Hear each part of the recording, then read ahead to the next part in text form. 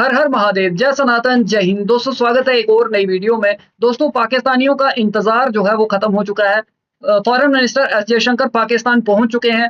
इसे लेकर के शोएब अख्तर जो कि पाकिस्तान के यूट्यूबर हैं, उनके साथ बातचीत करते हुए नाजिया इलाही खान ने किस तरीके से पाकिस्तान की औकात दिखाई, पाकिस्तान को आईना दिखाया और अपने इंडिया का स्टांस जो है वो क्लियर करते हुए इंडिया की तरफ से किस तरीके से उन्होंने पूरी बात जो है वो रखी है। सभी जानते हैं कि नाज़िया इलाही खान जो है वो एक प्रसिद्ध वकील के साथ-साथ जो है एक बहुत ही मुखर होकर के बोलने वाली बीजेपी की प्रवक्ता भी हैं। तो उन्होंने बीजेपी पार्टी का स्टांस क्लियर करते हुए क्या कुछ कहा है, आइए आज की वीडियो में देखते हैं। दोस्तों अगर चैनल पर नए हैं तो चैनल को सब्सक्राइब करें, बेल आइकन दबाना ना भूलें। चलिए वीडियो को शुरू करते हैं। नादिया जी, अब आते हैं हम अपना एससीओ की मीटिंग के ऊपर। बहुत ही अहम मीटिंग है मेरी नजर में एज ए पाकिस्तानी। मैं तो यही कहूंगा क्योंकि बहुत टाइम बाद कुछ बड़ा इवेंट पाकिस्तान में होने जा रहा है, प्रोडक्टिव इवेंट। यानी अगर हम हमारे में इतनी एबिलिटी हो, पाकिस्तान की मिनिस्ट्रीज में इतनी एबिलिटी हो, पाकिस्तान की गवर्नमेंट में इतनी एबिलिटी हो, तो हम शायद बहुत ही फायदा ले सकते हैं। लेकिन क्या कहना चाहेंगी, अभी तो खबरें ये भी हैं कि इंडिया के फॉरेन मिनिस्टर या जो भी कंट्रीज आ रहे हैं, उनके जो स्टेट के हेड हैं जो पाकिस्तान में आ रहे हैं, वो पाकिस्तान के प्राइम मिनिस्टर के साथ डिनर करेंगे। तो क्या डॉक्टर FM जयशंकर डिनर करेंगे शहबाज शरीफ के साथ? देखिए, अभी तो नवरात्रि चल रही है और नवरात्रि खत्म हो चुकी है, लेकिन इसके बावजूद भी बहुत सारे व्रत जो होते हैं वो चलते रहते हैं सनातन धर्म में। जी। तो और अभी दिवाली भी आने वाली है, छठ भी आने वाला है, तो बहुत सारे व्रत वगैरह चलते रहते हैं। तो मुझे लगता है कर भी सकते हैं और नहीं भी कर सकते हैं, क्योंकि सनातनियों के लिए ना बहुत वो होता है, सूरज डूबने के बाद और चांद निकलने से पहले ऐसी बहुत सारी चीजें होती हैं। तो मुझे इस बारे में मैं कंफर्मेशन नहीं दे सकती हूँ, लेकिन मेरा ओपिनियन अगर जानने की अगर कोशिश करें तो मेरा ऐसा मानना है, क्योंकि डॉक्टर एस जयशंकर सनातनी है और अगर उनका धर्म उनको हिंदुत्व धर्म अगर उनको अलाउ करेगा और उनको परमिशन देगा उनके व्रत और उनके पूजा पाठ के दौरान में, तो वो जरूर डिनर करेंगे, क्योंकि सनातन धर्म अन्न को बहुत वैल्यू देता है। सनातन धर्म में अनाज की पूजा की जाती है, सनातन धर्म में जल की पूजा की जाती है, सनातन धर्म में मिट्टी जिससे अनाज पैदा होता है उसकी भी पूजा की जाती है। तो मुझे लगता है कि अगर उनके रिचुअल से, उनके रिसाइटमेंट में, उनकी पूजा आराधना में अगर ये चीज उनको उनके पक्ष में आती है कि वो डिनर कर सकते हैं, तो वो अनाज की इज्जत जरूर करेंगे। ठीक है, तो इधर से मैं एक चीज ये जरूर सीख चुका हूँ आपकी बातों से कि भाई इसका मतलब है अगर इख्तलाफात किसी हिंदू कम्युनिटी के किसी भाई से हो, तो उनके साथ बैठ के अगर हम खाना खाएंगे या उन्हें खाने पे इनवाइट करेंगे या उनकी तरफ खाने के लिए जाएंगे, तो कहीं ना कहीं उनका गुस्सा कम हो सकता है। मतलब मेरी अकल तो यही कहती है कि यार आप अगर किसी भी हिंदू कम्युनिटी के साथ चाहते हैं कि रिलेशन बेहतर किए जाए, तो उनको खाने पे जरूर इन्वाइट करें, क्योंकि जैसे आपने बोला कि वो उसकी पूजा करते हैं, इनकार नहीं कर पाएंगे। तो ये बड़ी जबरदस्त बात है, मुझे सीखने को मिला। नादिया जी, क्या फायदा होगा पाकिस्तान को एससीओ की मीटिंग से? क्या फायदा होगा इंडिया को एससीओ की मीटिंग से? क्या फायदा होगा ओवरऑल एससीओ? क्या जितने भी मेंबर्स हैं, क्या इनके रिलेशन बेहतर होंगे? एक अलग से ब्लॉग बनने जा रहा है, एक अलग से वर्ल्ड पावर टाइप कुछ इन्वायरमेंट बनने जा रहा है, कि मतलब एक ऐसा ब्लॉग जो कि दुनिया को अपने सिरे से बेहतरी से चलाएगा, अपनी मर्जी से चलाएगा, कि या फिर ये फॉर्मेलिटी है, मीटिंग है, होगी बात खत्म?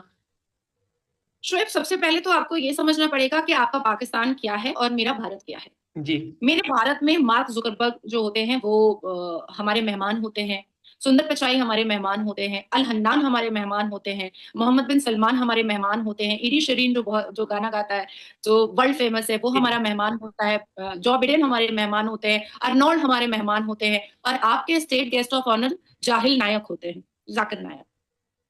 ठीक है, तो यहाँ पर मैंने आपको अपना आपके बारे में और हमारे भारत के बारे में मैंने बता दिया। अब आती है बात कि ये जस्ट एक फॉर्मेलिटी है, क्योंकि एससीओ में भारत का रुतबा बहुत इंपॉर्टेंट है, बहुत वैल्यूबल है, और क्योंकि इस बार पाकिस्तान इसको होस्ट कर रहा है और इस्लामाबाद में इसकी समिट होने जा रही है, तो भारत अपनी जिम्मेदारी को पूरा कर रहा है, क्योंकि वहां पर चाइना के प्रेसिडेंट आ रहे हैं, वहां पर अमेरिका के आ रहे हैं, वहां पर रशिया के आ रहे हैं, तो जिन जिन देशों से ईरान के आ रहे हैं, जिन जिन देशों से भारत के रिलेशन बहुत खूबसूरत है, एक्वेंटेंस सिर्फ नहीं है बल्कि फैमिली जैसा रिलेशन है, तो उनके लिए भी डॉक्टर एस जयशंकर को जाना पड़ रहा है। मैं फिर से आपको दोहरा दे रही हूँ कि यूएन में हालिया में डॉक्टर एस जयशंकर ने पाकिस्तान को उसकी औकात याद दिला दी थी और साफ लफ्जों में कहा था कि पाकिस्तान से ये मत पूछिए कि आपकी जीडीपी कितनी इंक्रीज की है, ये पूछिए कि आपके यहाँ रेडिकलाइजेशन कितना इंक्रीज हुआ है और टेररिज्म ऑर्गेनाइजेशन कितना इंक्रीज हुआ है। एंड देखिए, बाय डिफॉल्ट शोएब, ये आपके लिए बहुत दुर्भाग्य की बात है, लेकिन मुझे बोलना ही पड़ेगा, कि आपके यहाँ रेडिकलाइजेशन और टेररिज्म इंक्रीज हुआ है, ये डॉक्टर एस जयशंकर ने 1 महीना पहले बोला। लेकिन अभी जाकिर नायक के क्या आपकी मेहमान नवाजी और उसकी शब्दावली से और उसके बनाए हुए सारे गटर और फैलाए हुए कूड़े करकट से, उसकी जुबान से निकले हुए कीचड़ से ये तो समझ में आ चुका है कि भाई वो तो इस्लाम को पूरा बदनाम करने के चक्कर में लगा हुआ है पाकिस्तान में जाकर के। तो मुझे ऐसा लगता है कि एससीओ की मीटिंग, और मैं इस बात को बहुत जिम्मेदारी से कह रही हूँ कि this is just an formality. वो वहां जाएंगे, उस एससीओ की समिट को वो अटेंड करेंगे। वहां पर ना ही कोई बायलैटरल की बात होगी पाकिस्तान के साथ, ना ही कोई ट्रीटी की बात होगी पाकिस्तान के साथ, और ना ही कोई किसी अच्छे रिलेशन की बात होगी पाकिस्तान के साथ। ये आप बिल्कुल लिख करके रख लीजिए कि नाजिया इलाही खान ने बिल्कुल सही बात आपसे कही है। चले इसकी एक और रीजन मैं आपको बता देना चाहती हूँ, उसके बाद फिर मैं आपकी पूरी बात सुनूंगी कि जिस हिसाब से बांग्लादेश में जो रेडिकलाइजेशन और टेररिज्म एक्टिविटीज हो रही है, बांग्लादेश में जिस हिसाब से आपका एक नया स्टार्ट हुआ है हिजबुत तहरीक जी, और उसको बढ़ावा देने वाला और जमाते इस्लामी को बढ़ावा देने वाला पाकिस्तान, और बांग्लादेश के इंटरिम सरकार और जो टेम्परेरी वजीर आजम बने हैं मोहम्मद यूनुस, वो जिस हिसाब से ट्रीटी के रिलेशन आरडीएक्स के पाकिस्तान के साथ कर रहे हैं, और पाकिस्तान बहुत खुशी खुशी आरडीएक्स देने को तैयार है, और मारा किसको जा रहा है उस आरडीएक्स से? बांग्लादेश के हिंदुओं को मारा किसको जा रहा है, तोड़ा किसको जा रहा है आरडीएक्स से? मंदिरों को। उस आरडीएक्स से धमकाया किसको जा रहा है? हिंदुओं को बांग्लादेश में। सो आई डोंट थिंक, और पाकिस्तान की सरकार को सोचना भी नहीं चाहिए कि इतना बड़ा पाप करने के बाद अगर पाकिस्तान ये 1 सेकंड के लिए भी सोचता है कि डॉक्टर एस जयशंकर से कोई बात हो सकती है, तो वो उनकी बहुत बड़ी भूल है। चले ये नाजिया जी की ओपिनियन है, ठीक है, उनका अपना पूरा राइट है अपनी ओपिनियन देने का। उन्होंने बोला कि भाई डॉक्टर एस जयशंकर कोई भी बायलैटरल रिलेशन के ऊपर कोई भी ऐसी बात नहीं करेंगे, मीटिंग नहीं करेंगे, पाकिस्तान इंडिया की ट्रेड के हवाले से बात नहीं करेंगे। लेकिन मुझे भी 2-3 साल के राउंड अबाउट हो गया जियो पॉलिटिक्स को कवर करते हुए, खासतौर पर इंडिया, पाकिस्तान, चाइना, ये जितना हमारा एशिया है इसके ऊपर बात करते हुए मुझे ऐसा लगता है कि इंडिया ऐसा कंट्री, ये मेरी पर्सनल ओपिनियन है, कोई एग्री और डिसएग्री कर सकता है, नाजिया जी आप भी डिसएग्री कर सकती हैं, लेकिन इंडिया ऐसा कंट्री है कि वो अना नहीं रखता, ईगो नहीं रखता कि अच्छा इससे मैं बात नहीं करूंगा, ये मेरे लेवल का नहीं है। उससे अफगानिस्तान से अगर रिलेशन बेहतर करके अपने कंट्री के लोगों को फायदा मिलता है, अगर अफगानिस्तान पहल करेगा तो वो डेफिनेटली उनके साथ रिलेशन बेहतर करने की बात करते हैं। उन्हें चाइना देखिए, ये बात सही है कि इंडिया इगोइस्टिक नहीं है, मतलब ईगो नहीं रखता है। हम मानते हैं इस चीज को कि इंडिया ईगो को लेकर के नहीं चलता है।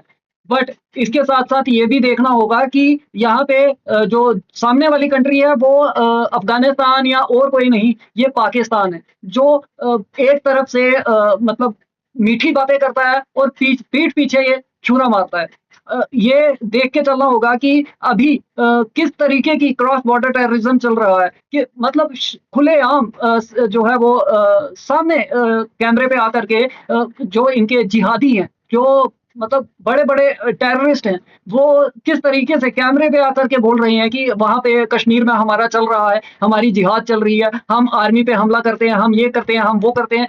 और कई वीडियोस तो मतलब सामने शोएब चौधरी ने भी कई वीडियोस जो है वो सामने लाए हैं कि देखिए किस तरीके की शब्दावली है उनकी, किस तरीके की बातचीत है, और किस तरीके से वो जो है वो पूरा क्लियर कर रहे हैं, सामने सच्चाई कबूल कर रहे हैं कि हाँ हम ये सब घटनाएं कर रहे हैं, हम वहां पे जाकर के हिंदुओं को मार रहे हैं, आर्मी को टारगेट कर रहे हैं। तो इसके साथ आप ये कैसे समझ सकते हैं कि आप एक तरफ से मीठी मीठी बातें करेंगे और दूसरी तरफ से आप जो है वो पीठ पे वार करेंगे? सामने से तो आप कर नहीं सकते, इतनी आपकी हैसियत नहीं है, इतनी आपकी औकात नहीं है, और पीठ पीछे जो है आप वार करते हैं। बट आप ये भूल चुके हैं कि इंडिया के आंखें 2 आगे हैं तो 2 पीछे भी हैं, वो इतना समझ चुका है। और जो अपनी गलतियों से सीखता नहीं है वो पाकिस्तान या बांग्लादेश हो सकता है, वो इंडिया नहीं हो सकता। इंडिया ने हमेशा अपनी गलतियों से सीख ली है, सीखा है। जिस तरीके से पहले अटल बिहारी वाजपेयी के समय में, उनके दौर में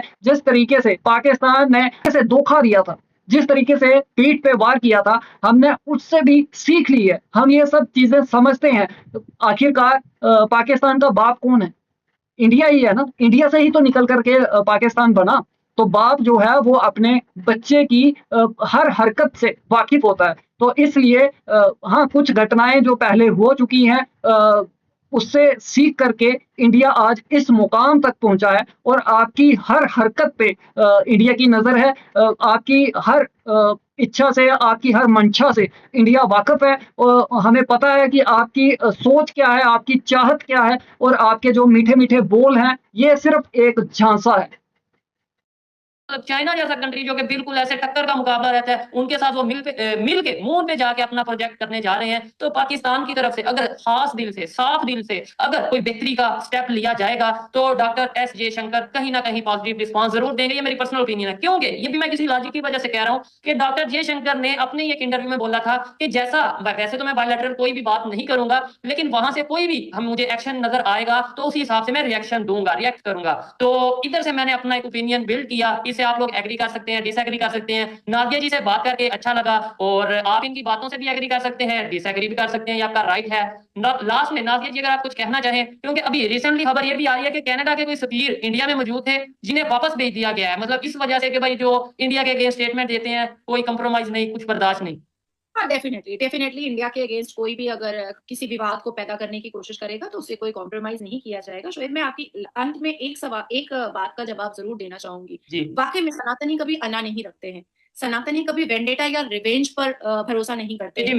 मैं तो इंडिया हूँ, मेरे तो इतनी इकॉनमी है। नहीं, देखिए, मुझे ऐसा लगता है कि आज अमेरिका भी ये सोचता होगा कि मुझे भारत से बिल्कुल भी खराब रिलेशन नहीं करना है, बिल्कुल भी नहीं करना है, क्योंकि भारत में इतनी आबादी है, इतनी पॉपुलेशन है कि भारत को इकोनॉमिकली डैमेज करना या डेविस्टेट करना नामुमकिन है, क्वाइट इम्पॉसिबल है, एकदम ही पॉसिबल नहीं है। लेकिन ये जो चूरन है ना कि सनातनी अना नहीं रखते, सनातनी बहुत दिल के अच्छे होते हैं, पर मुसलमान हमेशा ये चूरन दे दे करके सनातनियों के पीठ में छुरा भोगता आया है, हमेशा।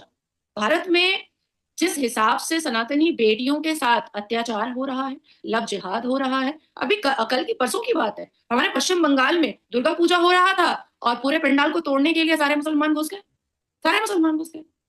अभी देखिए, बहराइच का मैंने आपको बात बताया, उत्तर प्रदेश का एक बच्चा बेचारा 20 साल का था, वो भगवा झंडा लहरा रहा था दुर्गा प्रतिमा के विसर्जन पर। लो भैया, उत्सव का माहौल को मातम का माहौल बना दिया मुसलमान। तो मुझे ऐसा लगता है कि ये जो मुसलमान चूरन बांटते रहता है ना, अरे सनातनी माफ करने में बहुत आगे होते हैं, एग्जैक्टली होते हैं, क्योंकि उनके होली स्क्रिप्चर में, क्योंकि उनके श्रीमद् भगवत गीता में, क्योंकि उनके श्लोक में, क्योंकि उनके अध्याय में ये बात बताई गई है, माफ कर दो, माफ कर दो, और करते भी आए हैं। पर उसका नतीजा क्या निकला है? उसका नतीजा ये निकला है कश्मीरों का नरसंहार, कश्मीर में। उसका नतीजा क्या निकला है? लव जिहाद। उसका नतीजा क्या निकला है कि हिंदू बेटियों की बोटियां फ्रिज में। उसका नतीजा क्या निकला है? मंदिरें तोड़ी गई हैं। उसका नतीजा क्या निकला है? कन्वर्शन करवाया गया है। यही तो उसका नतीजा निकलता है। तो मुझे लगता है कि मुसलमान ये चूरन अपना बांटते रहे, लेकिन हिंदुओं को सतर्क हो जाना चाहिए अब। चले, देखने वाले इसके ऊपर क्या ओपिनियन रखते हैं कमेंट बॉक्स में जरूर बताइएगा। मैं तो हमेशा ये कहता हूँ, होप फॉर द बेस्ट। हमें हमेशा पॉजिटिव सोचना चाहिए, ना सिर्फ सोचना चाहिए बल्कि पॉजिटिव पहले करना चाहिए, फिर उसके बाद पॉजिटिव सोचना चाहिए। लेकिन ये मेरी तो दोस्तों देखा आपने किस तरीके से नाजिया इलाही खान ने भी पूरी बेबाकी से उन्होंने पूरा एक्सप्लेन किया, और पाकिस्तानियों को, पाकिस्तान को उसकी औकात बताते हुए कि ज़्यादा कोई खुशफहमी में ना रहे, ज़्यादा गलतफहमी ना पाले कि किसी तरीके का कोई कंप्रोमाइज़ होने वाला है, किसी तरीके की कोई मतलब रिश्ते सुधरने वाले हैं। तो फिलहाल में ऐसा कुछ होने वाला नहीं है। हाँ, ठीक है, हिंदुओं का जो मतलब हिंदुओं की टॉलरेंस है, वो उसका लेवल बहुत हाई है। आप देखिए कि मतलब इतना कुछ हो जाता है, हिंदू ठीक है, माफ़ करता है, बट आप इतिहास का, तारीख़ का ये मतलब इतिहास उठा के देख लीजिए आप कि मतलब तारीख़ का सबसे बड़ा युद्ध जो हुआ है, कुरुक्षेत्र में हुआ है, महाभारत हुआ है।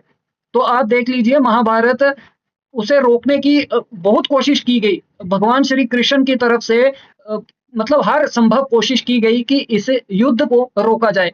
बट जब नहीं उसे रोक पाए, जब दुर्योधन 5 गाँव देने के लिए तैयार नहीं था, वही हाल जो है अब ये सब जो माहौल बन रहा है, मतलब आप देखिए कि मीडिया लगा लीजिए या और जो मतलब प्रशासन है या जो बड़े-बड़े ओहदों पे बैठे हुए हैं सोशल मीडिया पे, किस तरीके से मतलब ये बचते हैं, और मतलब आप देखिए किस तरीके से कवर करते हैं। एक विशेष समुदाय की तरफ से हमला हुआ, एक विशेष समुदाय ने पथराव कर दिया, एक विशेष समुदाय ने गोलियां मार दी। मतलब ये मुस्लिम नाम लेने पे जो है वो इन्हें बीमारी पड़ जाती है। ये मतलब नाम नहीं ले पाते हैं। आप ये सोच के देखिए कि मतलब या तो इनको किसी चीज़ का डर है, अगर आप इतने बड़े ओहदों पे बैठे हुए हैं, इतने बड़े पदों पे बैठे हुए हैं, वहां पर भी आपको अगर इस तरीके का डर आपके अंदर बैठा हुआ है, तो आपको कोई हक नहीं है कि आप उन पदों पे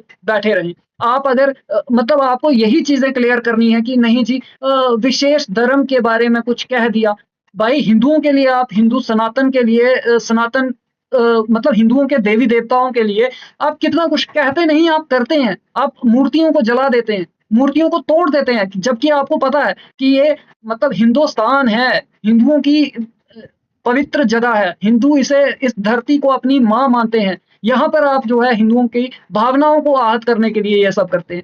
और ऐसा तो नहीं है कि आपने रात के अंधेरे में ये सब घटनाएं कर दी, आप ये सब इंटेंशनली करते हैं कि आप किसी तरीके से हिंदुओं को टारगेट करके ये सब चीजें करते हैं। तो ये आप देख लीजिए कि ठीक है, हिंदू बर्दाश्त करने की जो हद है, जो सीमा है बर्दाश्त करने की, वो ठीक है, बाकियों से हाई है। बट ये भी देख लीजिए कि जब कोई उस लेवल को टच करता है, तो उसका अंजाम आप इतिहास उठा करके देख लीजिए कि उसका अंजाम क्या हुआ है। तो ये सब चीजें जो है, इन्हें देख करके सीखो, इसे देख करके मतलब अपने आने वाले कल के लिए हिंदुओं को भी चाहिए कि किस तरीके से आप इन सब चीजों से बच सकते हैं, या इन सब चीजों को टैकल कर सकते हैं, इन सब चीजों से मुकाबला कर सकते हैं। अगर अकेले होंगे, देखिए बचपन में शायद पहली या दूसरी में, मतलब फर्स्ट या सेकंड क्लास में ये बताया जाता है कि एक बाप था, उसके 4 बेटे थे, उसने सभी को एक-एक छड़ी दे दी, एक-एक स्टिक, मतलब एक-एक डंडी दे दी कि इसे तोड़ो। वो सभी ने एकदम तोड़ दी, एक-एक करके सभी ने तोड़ दी। फिर उसने कहा कि इन सभी को 4 को एक साथ तोड़ो। तो जब वो 4 को तोड़ने लगे तो वो टूटी नहीं। तो ये ऐसा नहीं है कि हिंदुओं को पता नहीं है, हिंदुओं को इस चीज़ की जानकारी नहीं है, सब कुछ पता है।